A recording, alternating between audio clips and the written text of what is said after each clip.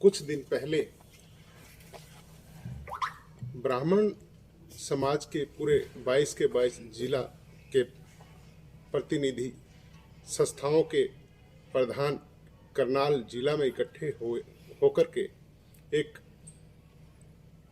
संगठन को मजबूती देने के लिए, एक प्लेटफार्म बनाने के लिए, समाज को आगे ले जाने के लिए, समाज की एक स्थिति को सुधारने के लिए, ब्राह्मण खाप के निर्माण के लिए करनाल में एकत्रित हुए थे, जिसमें मुझे प्रदेश अध्यक्ष की जिम्मेवारी दी गई थी और मैं उसको बखूबी निभाने का प्रयास कर रहा हूँ।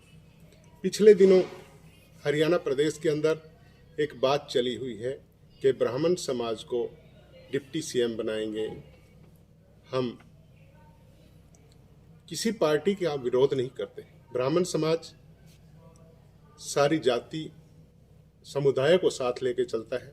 ब्राह्मण समाज किसी से कोई वैर विरोध नहीं रखता और ना ही किसी पार्टी विशेष से ब्राह्मण समाज संबंध रखता है।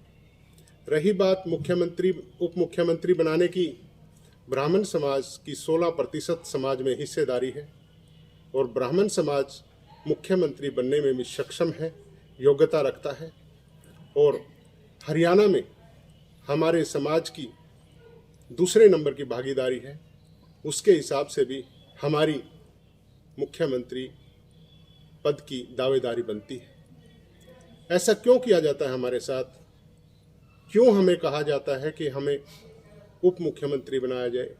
नहीं, समाज का एक प्रतिनिधित्व करने वाला हमारा समुदाय पहले भी इस भारतवर्ष का राष्ट्रपति रहे, प्रधानमंत्री रहे, हरियाणा के प्रथम मुख्यमंत्री श्री भगवत दयाल शर्मा जी रहे।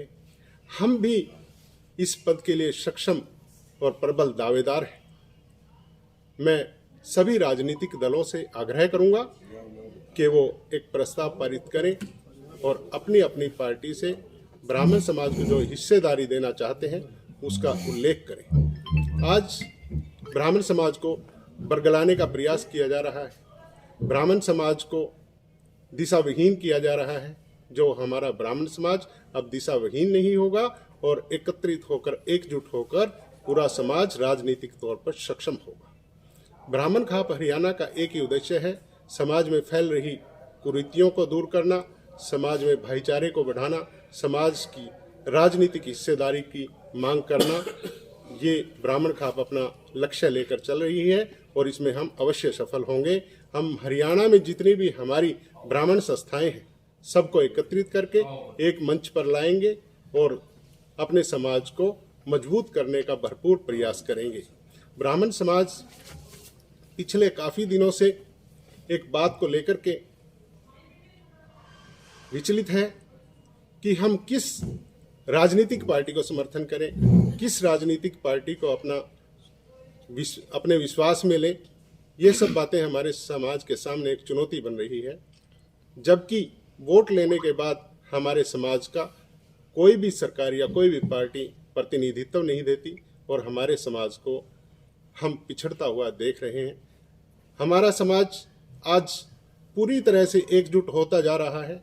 हर जिला लेवल पे संस्थाएं काम कर रही हैं, ब्राह्मणों को इकट्ठा किया जा रहा है ताकि हमारी भी समाज में प्रबल दावेदारी हो, हमारी भी राजनीतिक तौर पे एक मजबूती हो। यही हमारा एक उद्देश्य है।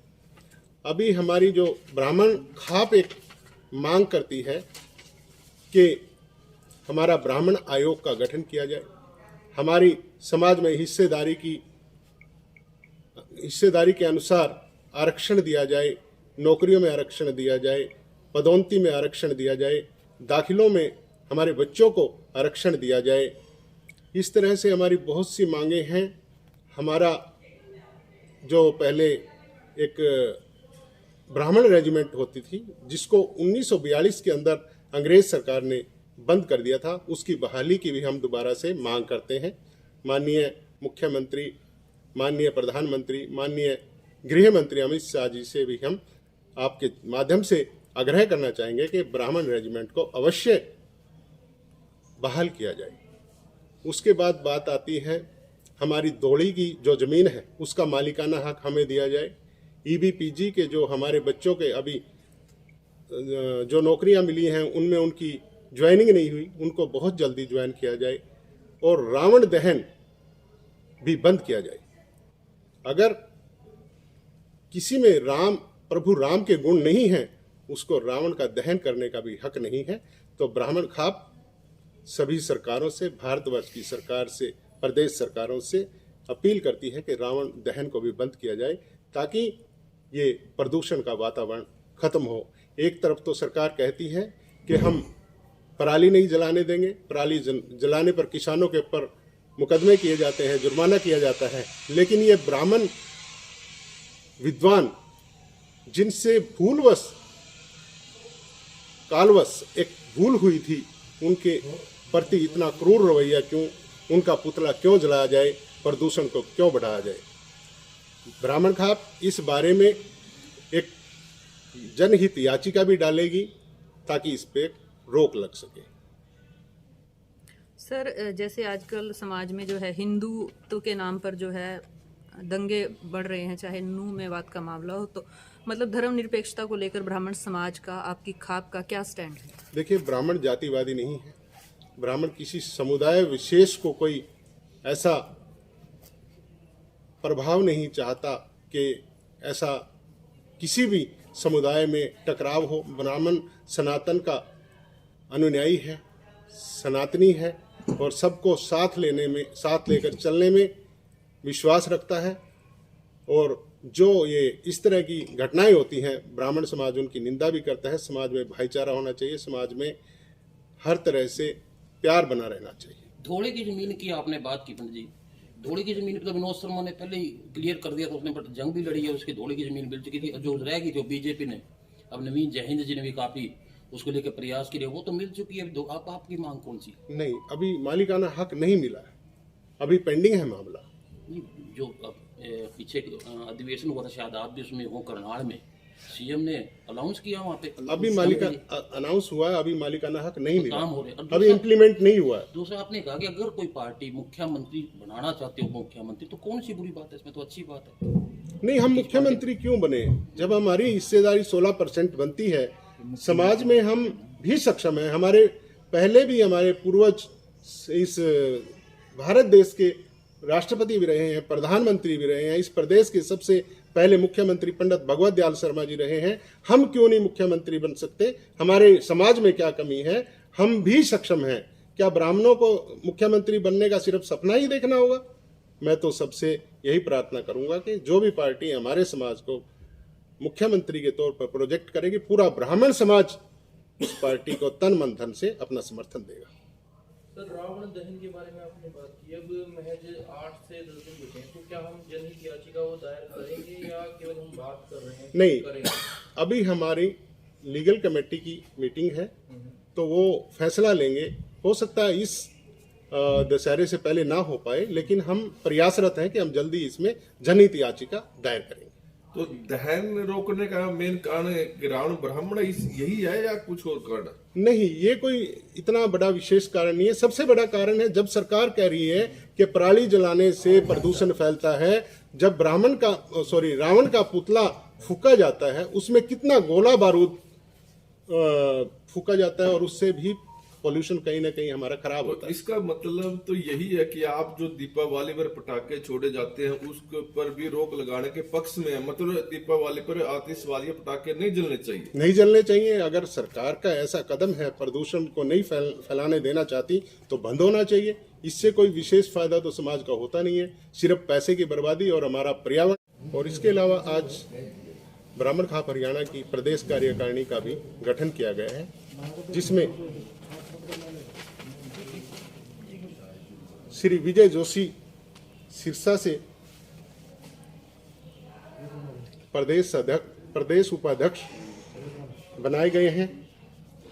श्री रामनिवास शर्मा फतेहाबाद, श्री श्यामलाल शर्मा कुरुक्षेत्र, श्री नरेंद्र देव शर्मा नारायणगढ़, मनोज गौतम महेंद्रगढ़ को प्रदेश उपाध्यक्ष बनाया गया है। श्री गुलाब शर्मा बाल रांगड़ान करनाल को प्रदेश महासचिव बनाया गया है।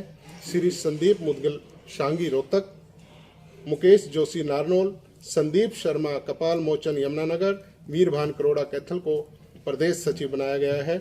घनश्याम शर्मा बहादुरगढ़, मुकेश गौतम पानीपत को प्रदेश सह सचिव बनाया गया है। श्री मुकेश शर्मा एडवोकेट पंचकुला व देव पराशर एडवोकेट भिवानी को लीगल एडवाइजर बनाया गया है। श्री राम अवतार शर्मा नारनौल हिसार को प्रदेश प्रचार सचिव बनाया गया है। इसके अलावा पूरे प्रदेश को 6 जोनों में बांटा गया है और श्री जय भगवान शर्मा अंबाला को अंबाला जोन का प्रभारी बनाया गया है। ईश्वर दत्त शास्त्री कैथल को करनाल जोन का प्रभारी बनाया गया है। राजकुमार शर्मा प्रधान ब्राह्मण सभा हिसार को हिसार जोन का प्रभारी बनाया गया है। ब्रिजमोहन वत्स बल्लभगढ़ को फरीदाबाद जोन का प्रभारी बनाया गया है। दीपक मुदगिल एडवोकेट रेवाड़ी को गुरुग्राम जोन का प्रभारी बनाया गया है। व श्री सुशील शर्मा सिरसी को प्रदेश प्रवक्ता बनाया गया है। पंडित जी, यहाँ पे बड़ा ब्राह्मण समाज रहता है, कुरुक्षेत्र गढ़ है, आपके साथ उनकी मौजूदगी कहीं ना कहीं। देखिए, ये जो आज की प्रेस वार्ता थी, ये कार्यकारिणी के गठन को लेकर के और एक हमारी मांगों को लेकर के एक छोटी सी विचार गोष्ठी बनाई गई थी। अभी ब्राह्मण खाप पूरे हरियाणा का दौरा कर रही है, पूरे हरियाणा के समाज को इकट्ठा कर रही है। मैंने 4 से 5 जिलों में अभी विजिट किया है और वहाँ पे भरपूर समर्थन मिल रहा है। ये पूरे समाज को साथ लेकर के इस खाप का गठन किया गया है। इसमें कोई भी ब्राह्मण इससे दूर नहीं है, क्योंकि ब्राह्मणों के पास अभी कोई भी स्टेट लेवल का कोई ऐसा मंच नहीं था जिसमें ब्राह्मण इकट्ठे होकर अपनी बात रख सकें। इसी उद्देश्य से ब्राह्मण खाप का निर्माण किया, ताकि हम एक मंच पर सभी संस्थाएं इकट्ठे होकर के अपनी बात रख सकें। तो जो जींद एरिया में या दूसरे एरिया में खाप है, तमाम खापों में ये दावा होता है कि उसमें 36 बिरादरी होती है और आपकी खाप में तो केवल ब्राह्मण ही ब्राह्मण है ना? जी, हमने सिर्फ ब्राह्मणों को लेकर के खाप बनाई गई है, क्योंकि अगर हम इस तरह से बनाएंगे तो पहले खापे बनी हुई हैं और ब्राह्मणों का कोई ऐसा मंच नहीं है स्टेट लेवल का जिस पे हम एकत्रित हो सकें।